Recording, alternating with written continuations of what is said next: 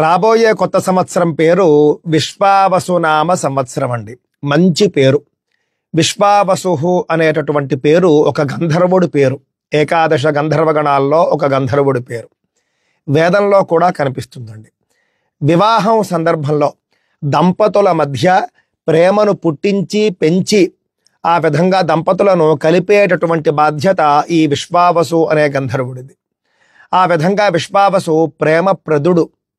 మంచి పేరండి. అంతేకాదండి, విశ్వావసు అనేటటువంటి పేరు మహావిష్ణువుకి కూడా వర్తిస్తుంది.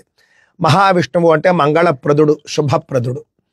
ఈ విధంగా మనకు ఈ విశ్వావసునామ సంవత్సరం పేరులోనే మనకు సానుకూలమైనటువంటి అంశాలు కనిపిస్తూ ఉన్నాయండి. సంతోషకరంగా అనిపిస్తూ ఉన్నది. ఎందుకు? క్రోధి నామ సంవత్సరంలో మనకు ఈ పరిస్థితి లేదు. క్రోధి అంటే పేరులోనే క్రోధం.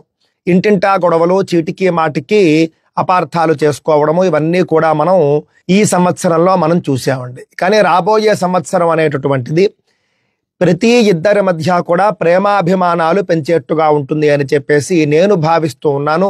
విశ్వావసు సంవత్సరం గురించి మనం ఒక్కసారి చూసుకుంటే, సర్వత్ర జాయతే క్షేమం సర్వశస్య మహార్ఘత, విశ్వావసౌ వరారోహే కార్పాసస్య మహార్ఘత అన్నారు. సర్వత్ర జాయతే క్షేమం, అన్ని చోట్ల కూడా క్షేమం వర్ధిల్లుతుంది, అందరికీ క్షేమం కలుగుతుంది అని చెబుతూ ఉన్నారండి. సర్వశస్య మహార్ఘత, పాడి పంటలు, అన్ని రకాల పంటలు కూడా బాగా పండుతాయి, మంచి దిగుబడి ధరలు వస్తాయి అని చెప్పేసి కూడా చెబుతూ ఉన్నారు. ఆ తర్వాత కార్పాసస్య మహార్ఘత అన్నారు. ముఖ్యంగా ప్రతి కాటన్ పంటలు ఏవైతే ఉంటాయో, కాటన్ మిల్లులు, కాటన్ వ్యాపారస్తులు, వాళ్లకు మంచి లాభాలు ఉంటాయి ఈ సంవత్సరం.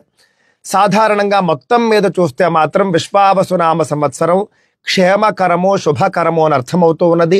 అందువల్ల రాబోయే సంవత్సరంలో ఏదో అయిపోతుంది, ఏవో గ్రహాల కూటములు, ఏవో గ్రహణాలు, ఏదో రాశి వాళ్ళకి ఏదో అయిపోతుంది, ఈ భయాలు అనవసరం అండి. విశ్వావసు పేరులోనే మనకు శుభం కనిపిస్తూ ఉన్నది. అలాగని ఏ కాలము కూడా 100కు 100% శుభం ఉండదు. కాకపోతే ఏది శాతం ఎక్కువ అని మనం చూసుకోవాలి. ఈ రాబోయే సంవత్సరం శుభం యొక్క శాతం ఎక్కువ దృష్టిలో పెట్టుకోండి.